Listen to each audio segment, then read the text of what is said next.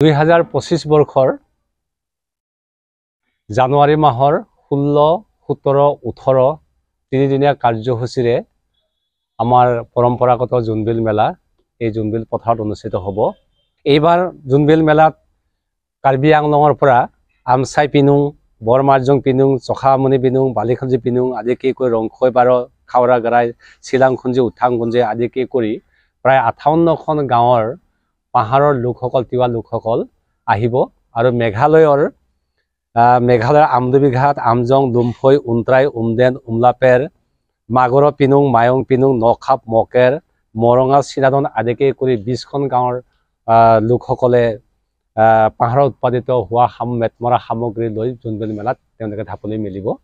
আমি জোনবিল মেলাৰ তিৱা ৰজাসকলৰ যি ৰাজদৰবাৰ বহিব, সেই ৰাজদৰবাৰ মুখ্য অতিথি হিচাপে অসমৰ জনপ্ৰিয় মুখ্যমন্ত্ৰী ডক্টৰ হিমন্ত বিশ্ব শৰ্মাক আমি মুখ্য অতিথি হিচাপে আমন্ত্ৰণ জনাবলৈ ইতিমধ্যে সিদ্ধান্ত গ্ৰহণ কৰিছোঁ। আৰু তাতে আমাৰ কেবিনেট মন্ত্ৰী শ্ৰীযুত পীযুষ হাজৰিকা আৰু ৰুজ পেগু উপস্থিত থাকিব। লগত মৰিগাঁও সমষ্টিৰ বিধায়ক আৰু তিৱা সাহিত্য পৰিষদৰ মুখ্য কাৰ্যবাহী সদস্য জীৱন চন্দ্ৰ কুমাৰ দেৱে উপস্থিত থাকিব। আৰু লগতে এই বছৰ আমি অসমৰ চলচ্চিত্ৰ জগতৰ বিশিষ্ট জনপ্ৰিয় অভিনেত্ৰী আইমী বৰুৱা বাইদেউক আৰু লগতে তিৱা কথাছবি চিকাই চাল পৰিচালিকা ডক্টৰ ববি শৰ্মা বৰুৱা বাইদেউক আমি ইয়াত উষ্ম আদৰণি আৰু বিশেষ সম্বৰ্ধনা জনাবলৈ আমি সিদ্ধান্ত গ্ৰহণ কৰিছোঁ। লগতে জোনবিল মেলাৰ আন এটা সিদ্ধান্ত গ্ৰহণ কৰিছোঁ, আমি জোনবিল মেলাৰ প্ৰসাৰ আৰু প্ৰচাৰৰ বাবে এইবাৰ আঞ্চলিক আৰু ৰাষ্ট্ৰীয় পৰ্যায়ৰ বিশেষ বা বিশিষ্ট সংবাদ মাধ্যমৰ লগত জড়িত সাংবাদিকক আমি আমন্ত্ৰণ জনাম। ইয়াতে তেখেতসকলৰ লগত আমি কথোপকথন আৰম্ভ কৰিম। আৰু লগতে ইতিমধ্যে আমাৰ যোগাযোগ হৈছে বিদেশী পৰ্যটকসকলৰ লগত তিৱাসকলৰ যি পৰম্পৰা মেল, সেই মেল এইবাৰ আমি জোনবিল মেলাত আমি